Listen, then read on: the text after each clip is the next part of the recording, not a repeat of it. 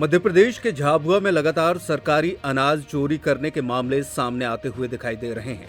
ग्रामीणों का आरोप है कि आदर्श महिला बहुउद्देशीय सहकारी संस्था मर्यादित शासकीय उचित मूल्य की दुकान शाखा ढाढनिया से अनाज की गाड़ी खाली कर आधा अनाज राखड़िया दुकान पर खाली होने जा रहा था, लेकिन ग्राम ढूंढका में ग्रामीणों ने अवैध सरकारी अनाज को राजू ताहेड़ के घर पर खाली कराया।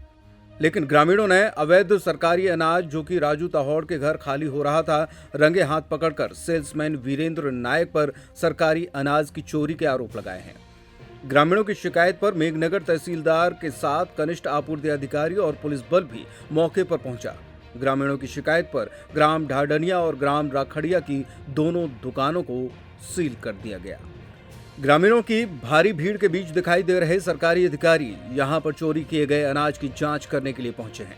ग्राम ढूंढका में शिकायत मिली थी कि एक ग्रामीण के घर पर 31 बोरी अनाज, जिसमें गेहूं और चावल दोनों सम्मिलित हैं, अवैध रूप से खाली किया गया है।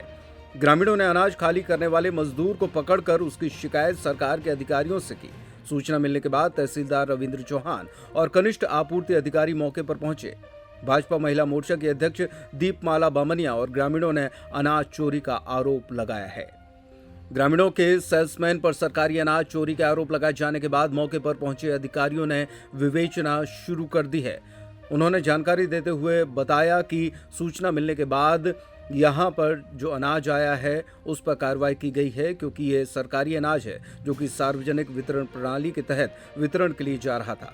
मौके पर पहुंचकर कर्मचारियों ने पंचनामा बनाया है और उन्होंने कहा है कि आगे इस पर सख्त कार्रवाई की जाएगी। गाँव पंचायत ढूंढका में सरकारी ठेके का अनाज खाली हो और यहाँ पे खाली हो, उसके बाद बाहर निकालने की तैयारी में थे, तो हमारे जो राकेश भाई ने हमको सोचा था, हम मौके पे आए। उसी टाइम पे मौके पे आए तो हमको हाथों हाथ वहाँ पे मौजूदा में एक हेमाल भी जो माल उठा के बाहर निकालने की कोशिश कर रहा था, उसमें लगभग हमने 31 कट्टे पकड़े गेहूं के और चावल के। उसके बाद 5 हम थोड़ी लेट हो गए, उस कारण 5 ठेले वो लेके निकल गए। उसके बाद हमने हेमाल से जानकारी ली, हेमाल मौके पे पकड़ा, उसको पूछा कि भैया कैसे है क्या। उन्होंने बोला कि हमारा जो ये ढाढनिया है उसका कंट्रोल का सामान हमको सेल्समैन के द्वारा उतारना बताया गया।